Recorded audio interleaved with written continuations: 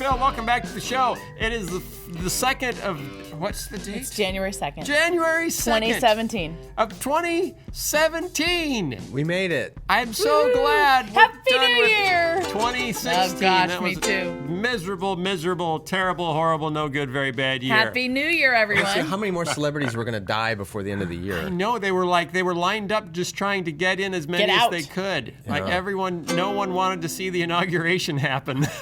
I didn't go there. Yeah, I didn't go there either. Hey, it's a podcast. What do you know? Hey, it's a podcast. And we got video. Hey, it's a podcast. So lend an ear. The Phil Fisher podcast starts right here. Oh, we'll talk to Sky. Hi. Hi, Sky. And Christian, too. Hi, Phil. Hi, Christian. You're much warmer than Sky. That's because he doesn't like this song. And we got a guest named Josh. Here for you. Josh Ryan Butler. Hey. Hi, Josh. JRB. JRB, I like that. Hello, everyone. Gerb, like gerbil. Gerb. Keep singing. Like a gerbil. Keep Here singing. for you. Hey, it's a podcast. So lend an ear. The Phil Fisher podcast starts right here. The Phil Fisher podcast starts right here. Okay, we had New Year's. We did. Did you do anything really noteworthy? I did. Did you? Yes. What'd I you packed do? half my house. You packed half your house, right? Because you were going to close on your house on Friday, but it fell We through. were. But you're still going to, right? Right. So instead You're of still doing gonna move. construction projects, we decided to pack Okay. We packed our house. of Christmas ornaments. No, with people. Oh, with people. Yes, we had a party. You had people Christmas there all Eve. break. Yeah. All break, and then we had a party You on had a New Year's party? Yeah. Well, Really? we should have come to your house. Well, Why weren't we Did you invited? get invited? I did No, not I get didn't. invited. No, get you didn't, invited because either. we had Yeah. house guests who used to live here, who were Yeah. coming in from out of town, and so we Please brought. tell me it wasn't Tim and Kelly. No. Okay. And we brought, and they want, so it was people who were friends with them. That Oh. we kind of all got together. Oh, it was I a special see. gathering. So you didn't know them, you weren't Yeah. invited. Although Josh Yeah. Lindsay was there, Oh, of course. You must Yeah. like him better than us. clearly. That's why you started a new Another Josh. podcast. He's Yeah. going to By the jettison way, us. you can listen to the new podcast from Sky Jitani and Josh Lindsay, which is called The Movie Proposal, That Good was stuff. and is now That up was on really iTunes. fun. Have you made a new one? How many are up there The now? last one we did was Rogue One. I think Okay. we're going to do silence, not the actual silence of no sound, but the movie Oh, yeah, silence. yeah, yeah. right? When Is does that based come on out? the book? Is that out? I think it comes out January 6th this January weekend. 6th. I've heard it's good, but not that enjoyable. Well, the to book watch. is not enjoyable. a hard but book. it's a Yeah. phenomenal book. So I'm hoping the movie does it justice. Yeah. Okay. We'll see how that goes. Our guest is Joshua Ryan Butler. He is the pastor of local and global outreach at Imago Dei Community Church, a church in the heart of Portland, Oregon, where he enjoys helping people who wrestle with some of the tough topics of the Christian faith. He oversees the church's city ministries in areas like foster care, human trafficking, and homelessness, and develops international partnerships in areas like clean water, HIV support, and church planting. So what do you do with all your free time? Well, hang out with my kids and my wife. We got three young kiddos, and we love just playing around here in the Pacific Northwest. Okay. Hiking and. Okay. Are you a native Northwester? I am. Yeah, I was born right here in the Willamette Valley. I which wondered is- how to for say those that. unfamiliar, that's Portland, Salem, Eugene, kind of the Oh, it is? the Okay. effective cities here. Okay. And do you like it out there? Do you ever come east? Or are you under I restriction? love it. I get tired of the rain. I think I am by nature more like I enjoy and love the sun. So usually about every February, my wife and I are like, why do we live here? And we're ready to move somewhere warmer. But other than that, no, we love it. It's a great place to live. Did you watch the show The Killing? I did not. Oh no! Wait a minute. No, a while back I did. Right, Seattle and the Murder Detective. Yeah. Totally. Really Freaked me good out. show, but it's always raining. Like for 3 straight Yes, years exactly. in the show, it's raining. It was accurate. Yeah. Okay. Yeah. I can't remember how many days a year, but it's pretty wet. It's nonstop wet. Okay. I couldn't live there. I couldn't either. Do you have any end of the Although year? I do like it out Do you there. have any end of the year news? Anything that we Like should personal? be talking about? Personal news? Yeah, news, or should we just jump in with Josh? I saw an interesting story that Mark Zuckerberg is no longer an atheist. I saw that too. I didn't see that. Yeah, What he did it says say? he was, Yeah, but didn't he probably meet isn't with the anymore. Pope? Yeah, he did meet with the Pope. He met the Pope. Had a very positive impression And on him. his wife is Buddhist. Right. So he's around and he's trying meditation.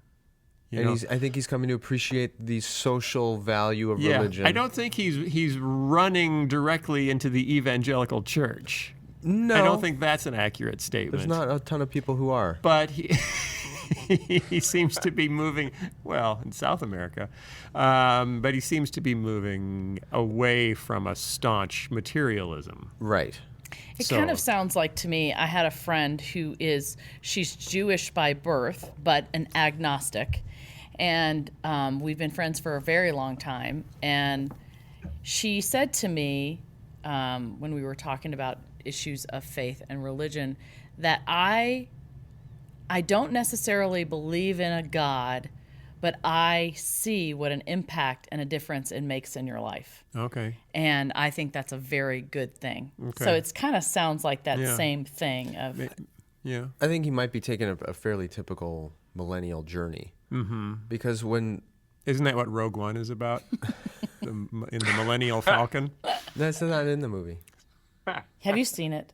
Yeah. Yeah, he just doesn't care. Yeah, He's just trying to be a funny... No, but that idea, okay, if you're not religious, a lot of people just say, well, I'm an atheist. Yeah. When in fact, atheism is the affirmation that there is no God. Mm-hmm. And I think Zuckerberg now having broader cultural exposure, more realization of the impact religion has in culture, and he's going, oh, okay, well, maybe I'm not an atheist, because that was kind of an extreme point of view. He's learning to appreciate religion generally, and he's kind of piecing together his own quote-unquote spirituality. So that's fine. We'll see where it leads him. Let's see what happens. Okay. But, Well, can I ask you guys a quick question? Sure. Is it about Mark Zuckerberg? No, but it is about 2017. I'm very curious as to what you think this year may hold, either in the religious community, our spiritual community, or in the cultural one. Do you, if you were to look down the road... There are going to be more superhero movies. Okay. I'm almost positive. Why is that? because they're already scheduled. They're all slated. So you already know that. Yeah, I know there are going to be more superhero movies. I think if 2016 taught us anything, it's don't make predictions. That's a good point. Yeah, I don't have any predictions. I think it's going to be better than 2016. I don't know. I saw something in CNN that said that 2016 was just the initial tremors. Oh, of what? Of childbirth. I don't know that 2017, it could just be a precursor to more craziness to come, sort of in the larger, I think there are elections coming up in France and That's true. one other country. Yeah. And so this whole populism movement there's the potential could really for more upset. populism upsetting the apple carts Correct. of the status quo. The Western civilizations. Western civilization once again. So maybe we've been coming to right an end. all along. Maybe Yeah. this truly is the the end of end Western of Hey, the world. civilization. if this As we podcast know goes it. long enough, eventually it has to be Well, the end of that's Western true. civilization. What are you saying? So Are we bringing about the end of Western civilization? we're probably contributing in unknown Really? ways. Yeah. Because of our carbon emissions? People don't want to listen to us anymore, so they're dying. They're dying out. They're I done. do think 2017 will bring more surprising celebrity deaths. Oh, well, can you predict two? Just two? Predict 2. Yeah. I keep waiting for Richard Simmons to die. Is he dead yet? No. No. See, I think he's going to go. I think he retired not long ago. I think he's died several times, If you believe Facebook. but his shorts bring him back. What about, will the fake news go away or get Oh, worse? no. Is the fake news going to get worse? That's a good question. Getting worse. Yeah, because You think it's gonna get worse? we're more aware of it now, right? We're more aware. I don't, but see, the difference is I think there's plenty of people out there who really don't care if it's fake or not. It's just what they want to believe to be true. Yeah. So as long as there's an audience for it, it'll keep growing. Is that bad? Yes, It it seems is. like that might not be Do good. you think we will have cozying up relations with, Russia? yeah, Oh yeah, we're all gonna we're going to get in bed? we're all gonna get those nesting dolls for next Christmas. Like the whole country is gonna get them from Putin, It's going to be interesting. my new best friend. But he's definitely a frenemy. So he's a frenemy because he's hacking our elections. And I'm pretty sure he's just an enemy. not with a Trump administration. He's a frenemy. Well, that I think He's a frenemy. there is a story that is going to come out. Frenemy. That is going to be pretty shocking, I think. Really? I don't know if it'll be 2017. Really? Yeah. I think there's going to be some. A shocking story. I think there's a Wow, that is Sky's bold prediction. There will for be a next shocking year. story in There will be 2017. a shocking story coming. that you don't see coming, but Sky does. Okay, Josh, Ryan Butler has a book. The book is called The Skeletons in God's Closet. I was reading it. I didn't finish it, but I read most of it. I really liked it. So we want to help promote it and also talk about it. Did you grow up in the church? No, actually, it was in college that I started, a friend had invited me to church in high school. And so kind of got plugged in a little bit at the end of high school. And it was really in college that I had this encounter with Jesus, and it sort of turned everything right upside down, or perhaps better yet, right side up. Christ really got a hold of my life and shook things up. And college age was when faith really came alive. Where'd you go to school? University of Oregon, which is in Eugene here in the Willamette Valley, once again, kind of in Oregon Isn't that where a lot of kids meet Jesus? University of Oregon? Usually when I tell folks from around here, like, oh, University of Oregon, they have kind of a shocked look on their face, like, how did that happen? Yeah. Was it through a campus ministry, like InterVarsity or something, or just completely a friend? Yeah, a friend, and then I started visiting his church with him, and attending campus ministry with him, and it was a longer story there. I kind of got plugged in for a while and started doing all of this I was like, all right, I'm going to give this a shot, and started doing all of this kind of activity. I was involved with the Bible study and helping with music, and just really trying to go deeper in prayer, but kind of feeling more and more empty almost the more I did. And so I actually had this experience where I kind of told God, forget it.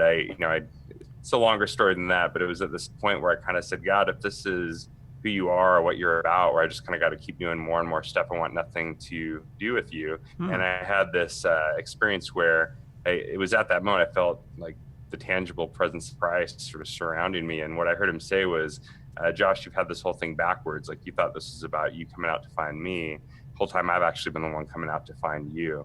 And that was sort of the beginning where we sort of flipped everything on its head, in that sense of, man, this is about grace. This is about the God who's coming after me, and receiving that pursuit and letting him sort of take hold of my life. So cool. Yeah, so that was the freshman year in college. Okay, so you kind of burnt yourself out being busy for God, figured out that wasn't the way to go, and so now instead you're a pastor, you oversee foster care, human trafficking, homelessness, international partnerships and clean water, HIV support, and church planning, and you're also a worship leader. And he wrote a book. And you're an author.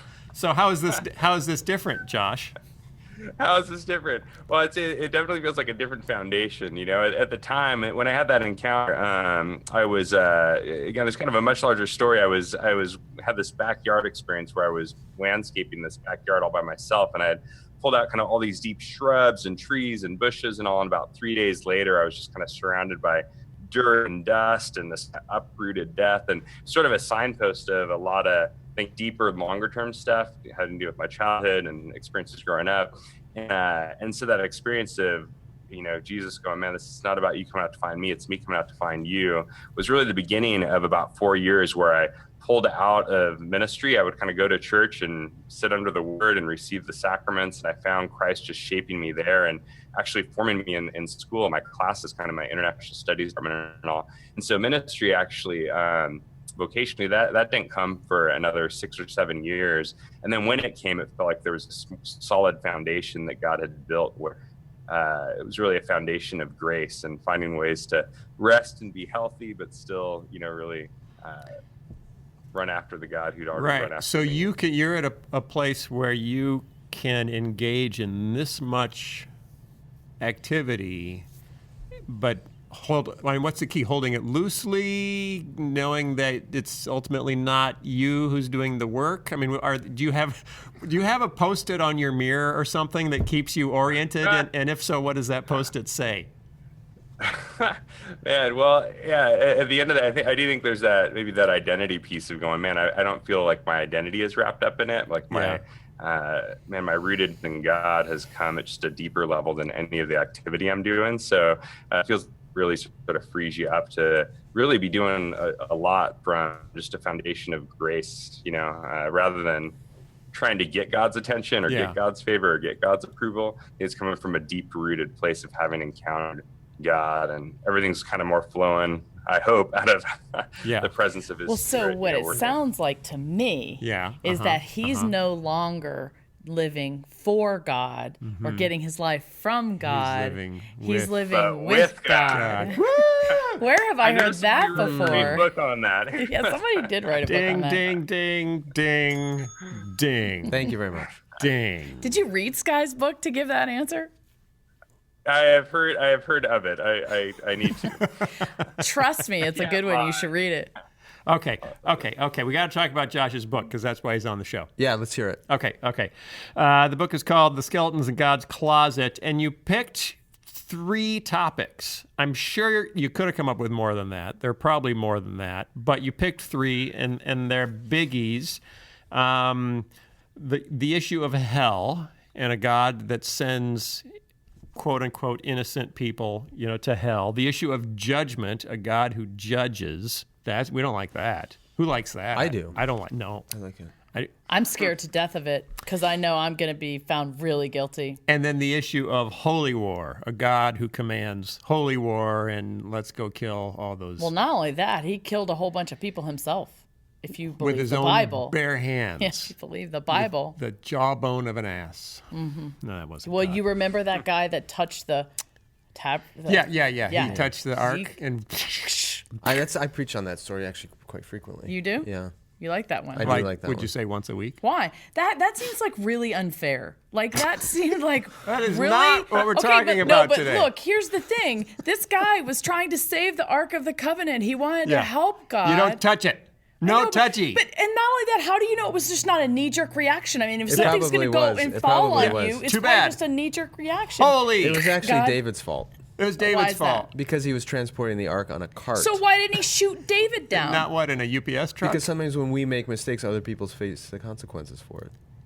Yeah. That's deep, Sky. Yeah. That's not actually what I preach about. But Okay. Anyway. Can we get back to the book? Let's do this. Yeah. Sorry. Okay. I took us down that rabbit trail. Sorry about that. Yeah, you did. Thank you. Please stop. Okay. Hell. We've had a couple of people on to talk about hell. We had Preston Sprinkle on to talk about hell. And you can't help but smile about hell when you're talking to Preston Sprinkle. Every time you say that, I smile. I know. Me too. I think we should bundle all of our episodes about hell into like a package. I thought it was going to be all of our episodes about Preston Sprinkle. You could do that too. The big hell jumbo pack? Yeah. Yeah. Phil Vischer, what the hell? Yeah. That's a great idea. Okay, we'll do that. Oh, Sky. Why'd you start with hell, Joshua? And is that something that comes up much in Portland? Yeah, these were the 3 topics that were really the hardest for me after coming to faith. And so I can remember, coming back to my dorm room back in college after that experience, just telling my roommate, like, you'll never believe, like, God is so good. This is what he did, this is what he said. And his very first question, kind of after hearing that I wanted to follow Jesus was, do you think I'm going to hell now? And I can remember it's kind of a newer believer just going, I don't know how to respond to that. I didn't bring that up. I'm not even thinking about that, but how do I? And I found with a lot of these topics that over the next few years, it wasn't so much that I was wrestling with them right away, as much as friends of mine were, people who were not believers or people who, had questions for me about my faith. And over time, they began to become my questions, and I began to grapple with them. And I found that I think for many people that's true. Like many of us fear that God's kind of got these skeletons in the closet, these tough topics where the fear is that if we were to really open up the closet doors, open up Scripture and look, that we'd find God's not truly good or worthy of our trust. But my premise is basically, I think that's because we often have a caricature of what's going on in the biblical story. And so one of the things I want to do is try to push some paradigm shifts. Okay, so hell is a place. It's deep underground. It is a torture chamber, and God is going to send you one place or the other. It sounds like the New York subway. Either. Many people think it is. Don't knock me off my game. All right, sorry. Okay, I'm going. And when you die, God's going to say, all right, you're here or you're there. And if you're there, I'm sending you to hell. I'm locking you in, and you're going to be tortured by pitchfork demons. That's hell, right? That is the Looney Tunes version of hell. Yes. Okay, so, So I think one of the first overarching pieces for me is just going, what's the broader storyline here? Because I think, like you mentioned, for many folks, it's kind of like earth now, heaven, hell later. Like right now I live on earth, one day I'll die, God's either going to send me up to heaven or down to hell. Right. I think the biblical storyline is a bit different. It's actually that God is on a mission to reconcile heaven and earth from the destructive power of hell. That God has created a good heavens and a good earth. They've been torn apart by the destructive power of our sin. But because God is good, he wants to restore and establish his kingdom and reconcile heaven and earth from the junk that we've unleashed and the kind of dark powers that are tearing apart the world. And so it's a storyline that arises because of God's goodness. And in the storyline, the location for hell is not so much underground, not kind of this deep, dark, cavernous pit in the bowels of the earth, but it's actually, I argue, what I call outside the city. There's this picture of God comes, he liberates Jerusalem, and we see in Revelation, Jerusalem's now like this worldwide city. It's kind of this massive, it covers much of the earth. God is restoring creation and establishing his kingdom. And the picture we have of hell is that God actually banishes or kicks everything that stands opposed to his kingdom. The unrepentant rebels, those who stand opposed to God's way of doing things, get sort of pushed outside the city, outside of the kingdom. And part of that comes from the word for hell in the New Testament. The dominant word that Jesus uses a lot is Gehenna. Right. And in the Old Testament, it was actually a physical place. It was a place outside the city of Jerusalem. And it was this place that was known for idolatry and injustice, particularly child sacrifice was the thing where the people would go outside the city, they would light the flames in Gehenna, and they would murder their children there. And so for the prophets, it becomes kind of the signpost of how wicked God's people had become. There's this hope that God was going to return as king. He was going to liberate Jerusalem and establish his kingdom. And he was going to kick the rebellion, the opposition to his kingdom outside the city, out into Gehenna. And so I think that's kind of the dominant picture that we should have. It was one of God coming to reconcile heaven and earth, to establish his kingdom. And for those of us, if we were to stand unrepentantly opposed to God's kingdom, that there is judgment coming because God's goodness stands opposed to our sin. Okay. Did you get all that? I did, but I have a question, because when I was little, to combat the characterization of hell that Phil described, I was taught by my parents or the church I was in that hell is actually a separation from God. Does that true? Is that false? Yes. Yeah. And that would, and that would be my, yes, I believe that that's the overriding picture here is one of, I think at its root, do we want communion with God, intimacy with God, life with him, under his authority, under his sovereign care, kind of with him, or do we prefer kind of our independence and our autonomy and our distance? And I do believe that hell is ultimately, it's kind of from one angle, it's God handing us over to that distance for that autonomy that we crave. From another angle, it's God kind of actively, inflicting the reality of that distance, that we are, kind of experiencing the isolation from his presence. And the picture in scriptures that is a state of destruction, but the destruction arises because we want distance from God, not because God's kind of a vindictive meaning. Okay, so some basic questions. Is hell a place? Yes, I believe so. But yes, but I also think it's similar to the way that we would, one of the questions that comes up sometimes for me is people ask, like, well, you think hell is a power or a place? Because I'll talk about it in the book also as a power, and so there's this picture where, one of the realizations to talk about for me was working internationally and trying to work against things like sex trafficking or genocide that I think we would all look at and see and go, that looks ugly, that's gnarly, we want that out of our world. And then becoming convicted as I read the Beatitudes of seeing Jesus pointing to as well the vices of the human heart, things like, well, you think because you didn't, whatever you have, if you have lust or if you have that pride or rage or greed in your heart, that's where kind of the root of the problem is. So Jesus wants to deal with both the big structural issues in our world as well as the intimate issues in our heart. And there's an interesting passage in James where he talks about, the same way kind of a small spark can burn down a forest. So our tongue, and I think our sin can burn down our lives, can hurt others. And he says when it does, it's actually lit on fire by Gehenna, by hell. And so I think there's a sense that hell is a place and a power. Its power makes its way into the world through us, like through our sin, is how it kind of gains access into God's good creation. But the hope at the end of the day is that power is going to get pushed back to the place it came from. It's going to kind of get contained so that it can no longer destroy. Okay. So, you're saying the power that is hell. Do you distinguish the power of hell from the power of sin? Are those two different things? Maybe. I think that they're at least very closely connected. Not the same. I kind of use the example of I think it's in the appendix, but if let's say you were in a war zone, let's say, and you saw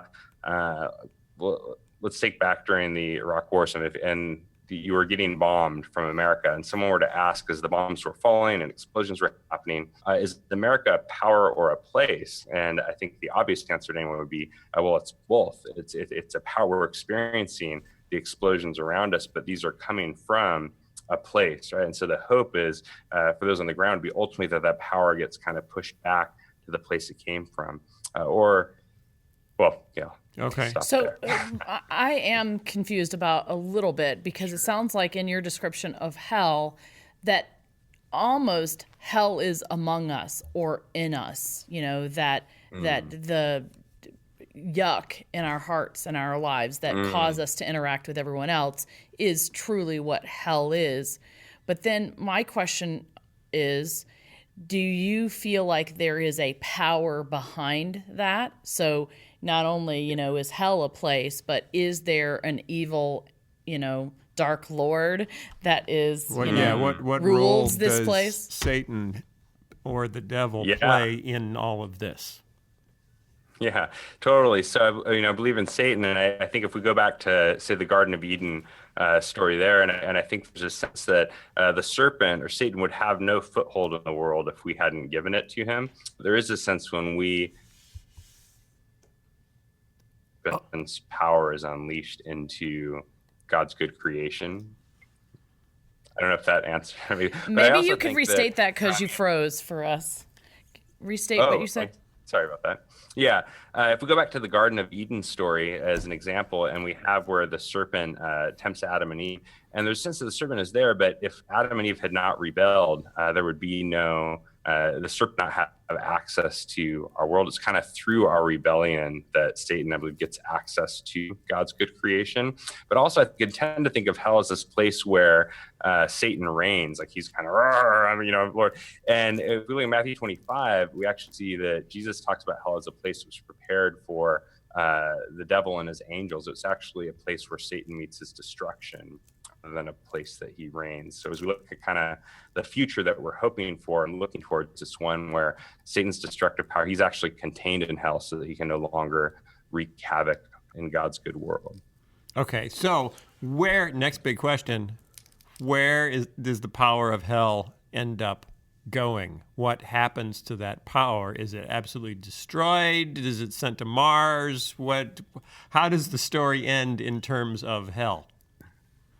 Yeah, it's a good question. I think I think we have to leave some room for, being clear where Scripture's clear and leaving room for ambiguity where Scripture's ambiguous. And so I would compare it kind of like, in terms of I can't draw a map and pinpoint here's where it'll be, in the same way that, people will ask like, hey, will there be dinosaurs in heaven or in the new creation? And I'm like, I'm not sure. That's my next question. But I do think there's this, I think what Scripture's emphasis would be is that where it is outside the kingdom, outside the city. And so there's a sense that it gets pushed out of the sphere of God's good and loving reign so that it can no longer kind of wreak havoc. And I draw a map and pinpoint here's geographically where it'll be, but I think the picture is one where it's pushed outside. It will be somewhere outside the big gold cube. Well, think about what the parable Jesus tells of the wheat and the tares, right? They grow up side by side. It's all intermingled. And then the day will come when the harvest arrives and the wheat is separated from the tares and it's thrown into the fire. It's burned up. So that's sort of the image of that you get in Revelation is the world right now is there's a commingling of the kingdom of darkness and the kingdom of light, the kingdom of God and the kingdom of evil. But the day will come when these two things are separated out and all that is evil and opposed to God's kingdom is thrown into the fire and destroyed. So it's not imagery that's merely in Revelation. You see that even in the Gospels. Okay. So we're going to burn. No, I'm not going to burn. I don't know. Well, not me. Not you know. Speak for yourself. Them. Well, yeah. I mean, that gets into the question of how much is this literal and how much is it figurative, and how much. I like, people go, oh, well, you're softening it, or, and I remember hearing Tim Keller say once, he's like, when I'm asked, like, do you think the flames of hell are literal or metaphorical? And he goes, well, I believe they're a metaphor, and people go, oh, whew, thank goodness. I think they're a metaphor for something much worse, right? Which then like, and there's that sense of like, I think we can focus on, sort of the image of, someone being tortured so bad, but I think there really is this deeper picture of being handed over to our sinful desire for distance from God. And one of the things I try and explore in the book is how the reality of the things that we choose and the destruction that it unleashes in our lives and our world really is as horrific as anything that we could dream. But the sense that the horror of it is coming from us, not from a God who is fully and always good. And is that why you say, because here's a statement that will raise people's eyebrows in the book, hell is locked from the inside, not from the outside. That was C.S. Lewis said that. No, Josh said it. Kind of. Josh to kind of say, I think I explicit like hell's not. I think sometimes people have this image where people are wanting to get out, like, God, I'm so sorry, I want to change, and God, too bad. And the fuller picture I try to look at it is, it's not locked from the outside against our repentant will. It's not like we're repentant, but it's locked from the inside through our unrepentant will. It's actually our unrepentant will and posture and all towards God that actually hardens our heart against God. And God, I believe, sovereignly orchestrating his judgment, his containment of that which stand unrepentantly opposed to him. Whoa. Okay. Yeah. Okay. Judgment. Your second topic is judgment, which you say is a good thing that we need. Why? Well, for many reasons. One, I think, is that appearances can be deceiving. Is one. So I kind of share the story of a friend of mine, who was an older man, but as a child, he's Native American. He was taken into the boarding schools, repeatedly molested by a priest. Some of the destruction that happened to his community. Go into some of the details, but if you were to kind of take a snapshot of when he was in high school, so his fiance was murdered in high school by some boys from the local Catholic high school there, and if you were to take a snapshot of where things were at the time, it's just a heart-wrenching, horrible story that had a real traumatic impact on him.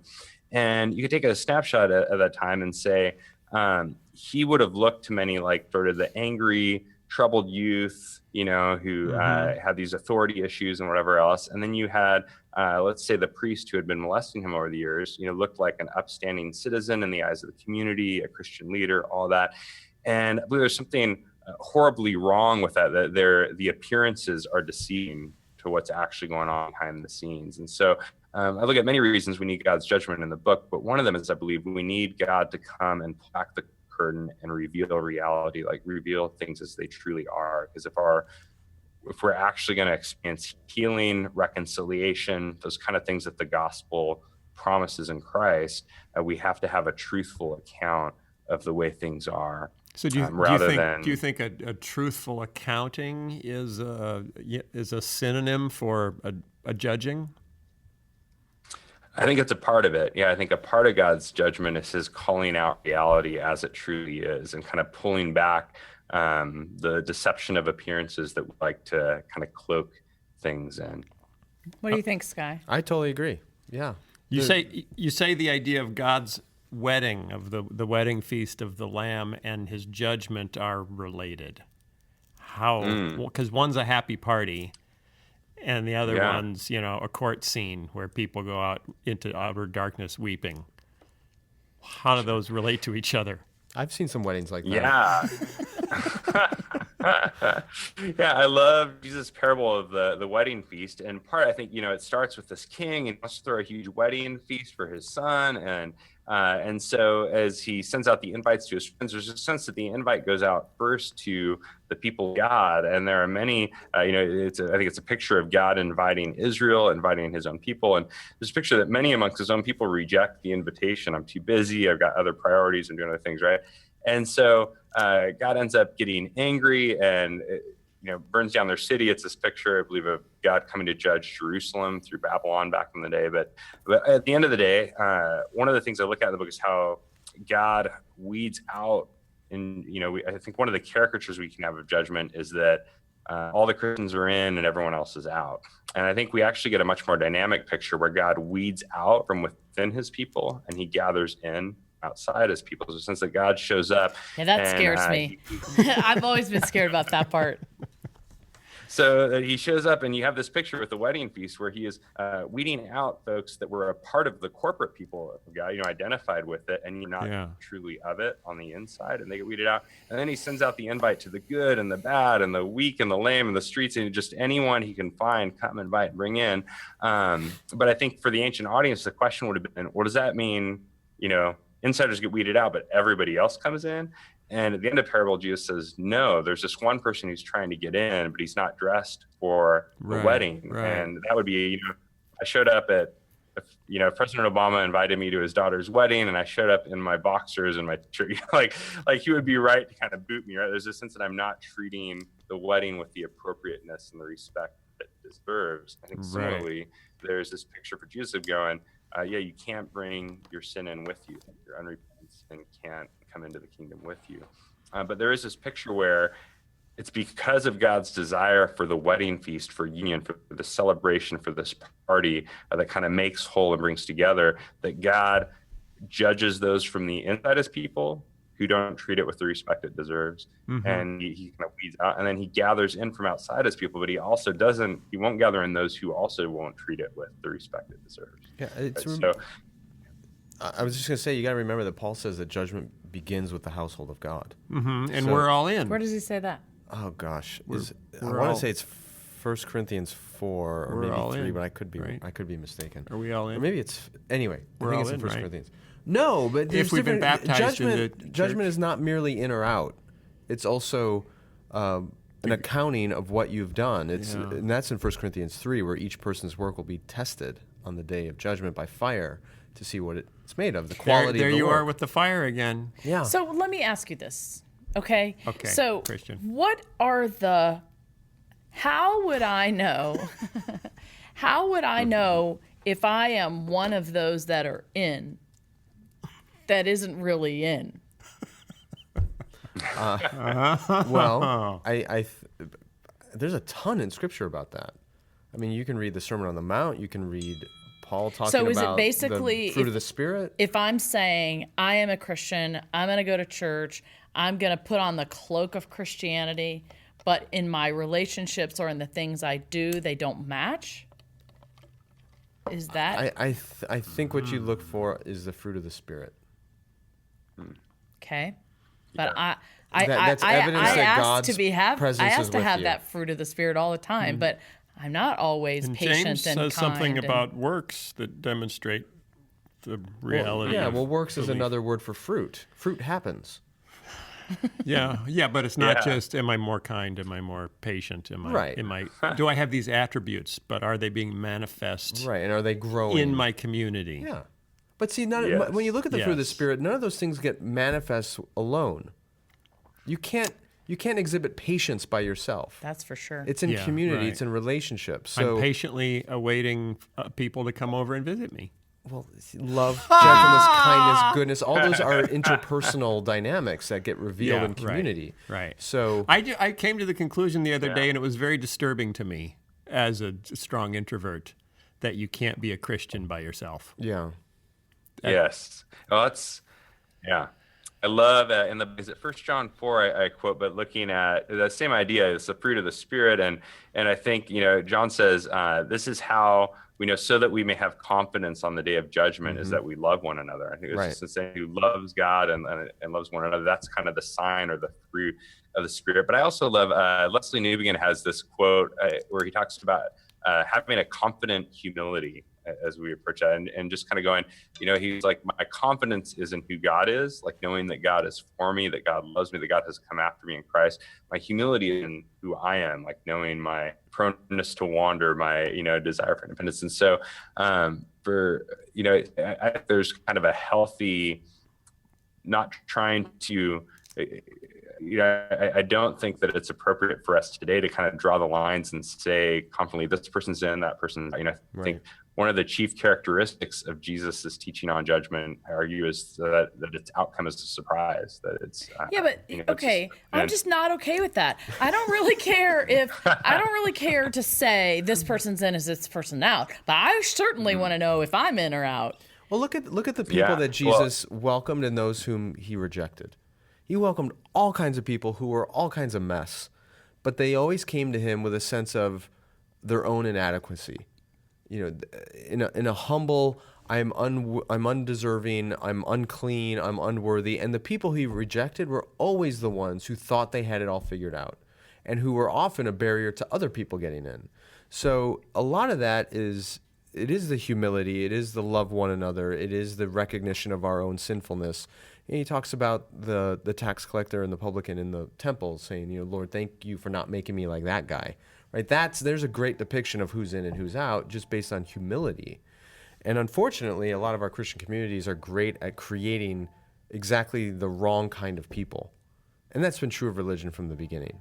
But so are we sending people to hell? In some cases, yes. We are. Oh, I don't feel good about that at all. Do you feel good about that? I don't feel good about that at all. And I guess here's another defining question. Can I know for sure that I am in, or am I always going to have, is it going to be a surprise? I believe yes, but that there is a confidence, but I don't think it's because we can point to something external and say, hey, I checked this box, I did this thing. I think it's the internal witness of the Spirit, that if we have encountered Christ, if we have the Spirit of God within us, that is, it's an internal confidence, and one of the things that I find encouraging is, I think as we look through the Gospels, I don't think we see anyone come to Jesus where they really want Jesus. They're like, I'm all in. Jesus, you can have it all. I want to surrender everything I am to you. And Jesus is like, no, too bad. I'm walking away. You never see that. It's Jesus is coming for us. And the question is, are we clinging to kind of holding a part of our own apart from him? And so for me, that's actually been a helpful question, the kind of going, oh my gosh, am I in? Surprise, is actually just provokes the deeper question of, Jesus, do I really want you? Do I really want to give everything I am to you? And if so, right, because you've got the criminal on the cross next to him, who all he says is, remember me when you come into your glory. I mean, that's it. There's no confession of sins, and he doesn't learn he doesn't pray to ask Jesus into his heart. He doesn't learn the Apostles' Creed. That's so interesting. He just says, remember me, and Jesus says, you're in. It's basically, you're it's a in. deathbed conversion kind of thing. I've been toying with an idea that I don't know if others have written on, and I probably need to research it more. Yeah. And I'm not saying this as like I'm advocating for this, but it's just an idea that I think may be true. Are you going to get me in trouble? Maybe. Okay. That is it possible that God has so constructed the universe that every person is ultimately going to get exactly what they want? And the problem is, if you want something less than God, less than Christ, he'll happily let you have it. But that means desiring something less than life. So the core question is, what do you want? And if you really want God, I don't think there's any evidence in Scripture of him telling anyone, no, you cannot have me, though you desire me. That gives me confidence. I feel better now. Well, and that, and that's one of the things that I try and argue in the book is that one of God's greatest forms of judgment is giving us what we want. Exactly. And that's Ooh, yeah. Okay. The third topic that you hit in your book is holy war. Are you talking about like the conquest of Canaan, or are you talking about like end times, Jesus comes back and we all pick up swords and kill everybody? Or radical Islamic terrorism. Or Jihad. Jihad. Are you talking about Christian jihad? First of all, what are you referring to? Totally. So I'm looking primarily at the conquest of Canaan and sort of violence in the Old Testament, but I want to kind of frame it within the bigger context of things today like ISIS or history like the Crusades, or just many of our concerns today about, man, if we believe there was holy war in the Old Testament, then we can use that to justify modern holy war today. And so what's the caricature of holy war that you're reacting against?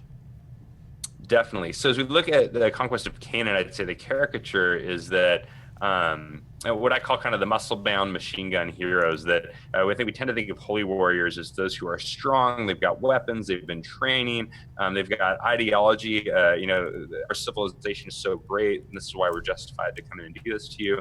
And one of the things I look at in the book is how Israel flips every one of those categories completely upside down on its head.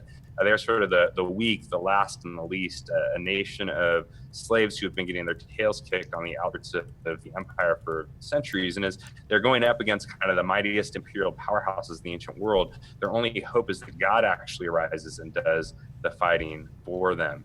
And not only do they not have like weapons, and it's not like they have machine guns, AK-47s. Like Canaan's firepower is that they've got defense systems, horses and chariots, like all of the kind of AK-47s and jet fighters of the ancient world, right? But as Israel comes in, she also doesn't have strategy.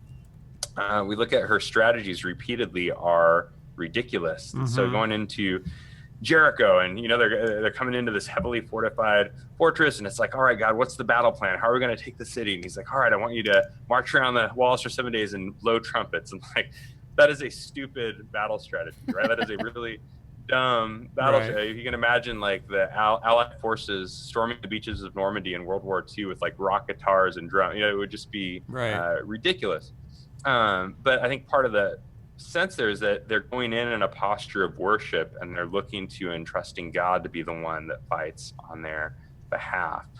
And so one of the things that phrase, be still and know that I am God, we love to quote that today. It's often on, kind of Hallmark cards and, things, the pretty picture with the, the lake and the quiet bench and the reflective backdrop. And we tend to think of that as like, life is chaotic, it gets crazy and busy. So quiet yourself, sit in peace and resist. And I'm not saying those things are bad. I think those are good things, but it's an original context. It was actually a holy war verse. And it comes from the time when Israel was at the Red Sea, and Pharaoh's chariots are pounding down on one side, and they'll get drowned. They'll drown if they go on the other side. So surrounded by the natural forces of chaos and political forces of chaos, and they go, man, God, what are we going to do? We're going to get crushed. And Moses says, do not be afraid. Stand still, be still, and watch with the Lord's deliverance. The Lord will fight for you. You need only to be still. And that gets picked up in the Old Testament as like this holy war verse or theme, that God is the primary agent doing the fighting. Not to say Israel doesn't come in on the tail end and maybe participate, but it's after God's done 99% of the heavy lifting. So one of the things that I try and trace in the book is how Israel kind of flips a common perception of holy war on its head. She's actually the radically weak underdog with no weapons, relatively speaking, with these strategies that continually look ridiculous, but God is the one who fights on her behalf. And she doesn't have the ideology of greatness. She's not going, hey, we're justified in doing this because of how great we are. She's continuously being told, you're not that great. Like Deuteronomy 7 and 9, kind of these key holy war passages, she's told, know this as you go in. It's not because of your greatness or your numbers or how good you are. It's actually on account of kind of the sin and wickedness of the people here. And Israel's, we hear regularly the, victors write the history books. Those who win the battles get to tell how they went down and how great they are. Right. And Israel actually works in the opposite direction. The Old Testament, it's almost written as like she had hired a reporter to follow her through the wilderness and meticulously track all of her greatest flaws and failures. She's constantly depicted as disobedient and as Stiff-necked, just sinful and idolatrous and wicked. And so there's basically a radically different picture, I think, than what we tend to associate. Okay. So your hip secular friends in Portland, they say, okay, Josh, so it's not the typical holy war, but it's still a war where God says kill all those people. I still don't like it. Josh. Why can't God just give everyone flowers? Yeah, definitely. Well, so another area trying to look at, is usually when, people have this picture that go in and demolish everyone. And there are these drastic marching orders that they're given: show no mercy, utterly destroy them, do not leave anything that breathes. And at first glance, I think that can sound like genocide. It kind of does. Three of the... It kind of is. Totally. Kill all the babies and the women. Yeah. Really, so three sort of paradigm shifts that I try and look at for trying to understand what's going on there. One is recognizing that when these commands get carried out, it's predominantly in the context of cities. And these were military cities. And we tend to think of cities today as like civilian population centers, right? So I live in Portland. I walk out my front door. I see kid playing, school down the street, hospitals, businesses, But in the ancient Near East, things were very different. Cities were predominantly these small fortified military outposts that protected the roads up to where the villages where the people are, right? So look at how these were predominantly military engagements with kind of these fortified military outposts. A second, observation is, I believe Israel is using what everyone in the ancient Near East used, kind of this ancient trash talk, right? Where there is the way the ancient peoples talked about war in this region is, I like to compare it to, like, if you go to a basketball game and you miss the game, you hit the locker room afterwards and you hear everyone just going, we wiped the floor with them. They could not get a thing past us. We utterly annihilated them, destroyed them. You would hear that and go, oh my gosh, the score is 180-0, right? If you take it completely literally. Right. But you walk outside and you see the scoreboard and it was 120-105. Like, it was a decisive victory, but not near as drastic as the rhetoric alone would lead you to believe. And so you see accounts all over the ancient Near East. This was the way they talked about war. They like to use almost genocidal like language, but then you look at the historical record and it wasn't nearly as extreme as rhetoric alone would be believed. John Walton made that same point. Yeah. Well, I have a friend that's Jewish, and she says, look, the problem that I have with the Bible is I'm Jewish and I know a lot of Jews, and the stories we tell, they just aren't always the facts. We know how to tell stories. But I would also say, in that basketball analogy, you wouldn't look back at the locker room and go, oh, why were the basketball players lying? It's not that they were lying. It's an understood way of speaking. Right? Locker room talk. I think similarly, locker room talk. Yeah, you can't get in trouble for locker room talk. Don't take that literally. No, that's a get out of jail free card. Right. Locker room talk. Yeah, so I also look at how, like, every time that language, like, where there's a battle, there's only two main battles where they say we utterly destroyed them, we showed no mercy, we annihilated them. And you just go a little farther in the story, and the same folks they supposedly wiped out are back again, right, strong as ever, still causing I have trouble. So about that. I think the Old Testament wants to be understood this way. Yeah. Okay. And how does this affect your friends, in Portland that you're talking to? How do people respond? Are you seeing this actually open eyes or make a significant change? Yeah. Well, part of it, is going.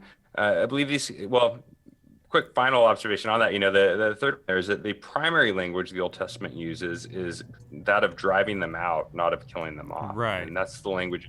Eviction, not murder. The drastic marching orders show up just a few times, but that shows up, I think, around 60 times for Canaan with Israel.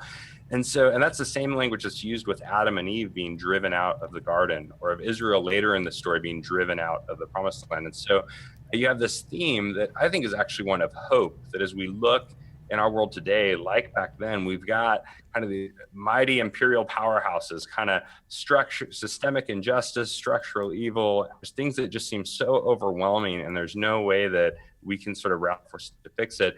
And for me, as a fairly elite, privileged 21st century Westerner in Portland, like, I don't feel the weight and brunt of that as much, but as many people do around the world. And so I think there are many globally who are love Jesus, and others who don't per se, but are crying out against what I kind of call global Babylon, like this economic, political, military, like the weight of the world as we've created it. I believe there are many of those crying out, and this Old Testament account for me becomes a great source of hope, because it's one in which, yes, God is patient. He is patient with our evil and injustice, but he will not be patient forever. Ultimately, God will arise to tear down Babylon and establish his kingdom in its place. And that, I believe, is actually a great source of hope for our world today. And I am finding for many here, in our city, there is a healthy resonance with that, that, man, we see injustice in our world and systemic things that seem so much bigger than our human ability to kind of fix or handle. And the hope that, God is being patient, but he will not be patient forever. Right. So traveling the world and doing work on sex trafficking and really seeing some of the ugliness of the world, does that make you personally look forward more to God's judgment or less? Well, God's judgment always seems, to me, it's kind of like the flip underside of the coin of salvation, right? Like the bigger context, I believe, is that God is coming to save and establish his kingdom and redeem. And so, I have great, I think the more we dive into the gnarly stuff of our world, the more we kind of don't shield ourselves from it or ignore it, but step into places like Aleppo today and things that are going on in our cities and around the world. You can go step there, but I think I'll stay here. Thank you very much. But that we need God's judgment. I mean, we need God to come and set things right. We need him No kidding. Yeah. Come, Lord Jesus, come. Yeah. So do you think we do you think we do a disservice to the gospel when we shield ourselves as the church from the ugliness of the world? Yeah.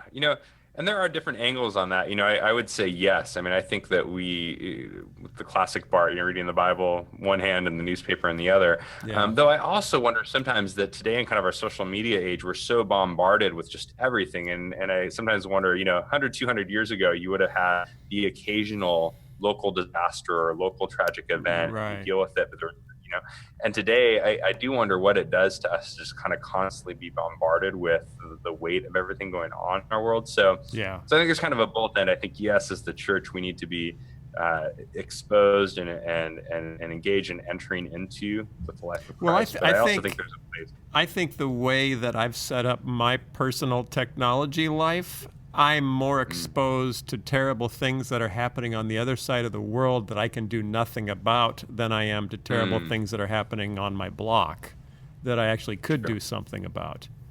But what's going on in my town doesn't come through in my news feed. That's interesting. I hadn't thought about that, but I guess if I stop spend for more a minute, time thinking about things I am helpless to get involved in, and less time thinking about things that I could. And Bob Roberts talks about thinking globally. Globally. So globally, but acting locally. But you're right. The technology is designed to help us be global, but not local. Well, it's all more interesting out there than kind of what's going on in Wheaton. We only live in the city that has the highest murder rate in the country. No, I don't. West Chicago is very low. Fine. The metro area. Did you realize Chicago in 2016 had more murders than New York and Los Angeles 720 something. Combined. That's terrible. Yeah. Wow. Well, and I also think, man, I get exposed to technology. We do to a lot more than we would have back in the day, but that still is only a fraction of what God is exposed to every day, kind of our daily carnage. And I think when I reflect on that, it helps me empathize more with how God's judgment arises because of his love, not in spite of it or in contradiction to it. And the weight of the daily, God is omniscient, omnipresent. He's present to all of the daily carnage in our world. And I find myself more shocked today by God's patience than the fact that he would eventually judge Josh, him. And how are you? Don't you think for modern Americans who are offended by the idea of divine judgment, don't you think that's only a luxury of those who are living incredibly comfortable lives? What do you mean by that? Well, because if you are poor, if you are impoverished, if you are sex trafficked, if you are abused, if you are a slave, if you've been the victim of systemic injustice, then judgment is a good thing. Like you are longing for judgment. But if you are among the abusers, if you are the people who have benefited from the economic systems of the world, if you are the ones who are riding high, then judgment sounds like, oh, that's a horrible thing. Who would want judgment? Mm-hmm. You see what I mean? Because Yeah. it seems like, well, that's just an attack on my comfortable existence. Right. So it is on a mean, vengeful God. Right. Yeah. So those who find judgment to be a distasteful idea of religion or theology probably have very comfortable lives. Didn't Miroslav Volf make that point? He may have, yeah. Who? I think he did. Miroslav Volf. I quote him in the book, and he Yeah, I heard argues him. actually that one of the greatest resources for living peacefully or non-retaliation or living, not taking violence into our own hands is reclaiming a more robust belief in God's coming vengeance, because God will set things right. I don't need to take it into my own hands. That's exactly what without Paul the says. argues, it's a luxury of the suburbs, but for those who are living in the war zones and are seeing their brothers and sisters and mothers and fathers killed or murdered, everything in you, to just say, I just don't retaliate, like there's no weight to that if it looks like justice. Right. But it's only with the belief that God is coming to set things right we can. Amen, brother. Peacefully. Thanks, Josh. I need to try to summarize. Oh, let me just summarize everything you said, though. Hell. Okay. Hath no fury like a woman scorned. Oh no, that wasn't what you said. That's not it. Hell is Other people. Is outside the city. It is locked from the inside. It is the removal of evil from God's creation. Okay? Am I good so far? Yes. Okay. Yeah. Okay. Judgment is God revealing the way things really are and setting things right. Yes. Okay, good. And Holy War is a heck of a lot of fun. Was that what you? No. Holy War. I don't know how to go that far. Holy War. My kids play all sorts of war video games, and it looks like they're having fun. I don't know. We should just do one called Holy War. Yeah. A video game. You can, Holy you War, can the do video that. game. You just coined it. Pick your infidel. Pick your infidel, and then you're on it. Holy War is not what you think it is, necessarily, because the Israelites weren't exactly doing what they are supposed to have done. It's locker room trash talk. It's locker room talk. And is there? But what's the higher purpose of Holy War? I mean, why does it? Why?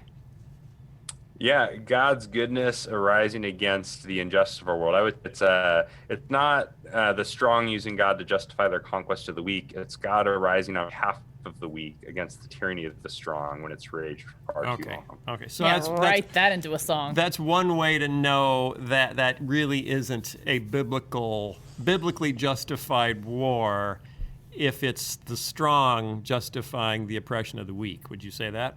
Yes, and I also argue Holy War is not the weak rising up against the tyranny of the strong on behalf of God, which is what terrorists would say. We're the on weak behalf for of rising God, up right? But it's God as the primary agent. Yeah. Good luck. Okay. We have to summarize with the song. I don't know if you've listened before, but No, I love the podcast. I listen to it all the time. Oh, awesome. good. Okay. The thing I don't know, on the hell one earlier too, I don't know that I would say it's outside creation. I don't know. It's removal, definitely outside the kingdom. I'm still, Okay. Outside the city of God. Outside the city of God. Yeah, there we go. Yeah. There we go. Into the terrible valley. Gehenna. Gehenna. Excuse me. I like foreign words that sound like sneezes. Okay. That should be on a t-shirt. Oh my gosh, we just talked to Josh about a bunch of stuff that makes me feel awkward, like hell and judgment and holy war. The only thing worse is if we would have swore right on the podcast here just before we learned what the point is, that it isn't that odd to expect judgment from God, because stuff is so messed up that he wants to set it right. And thank you, Josh Ryan Butler, for writing your book, Nothing Rhymes with Butler, but it's got Butler on the cover, and that is enough, because hell is a place in a valley somewhere outside of the city, and you'll only go there if you want to, and shut the door from the outside in. Yeah! All right! That wasn't one of his better All ones. right! That was a ukulele.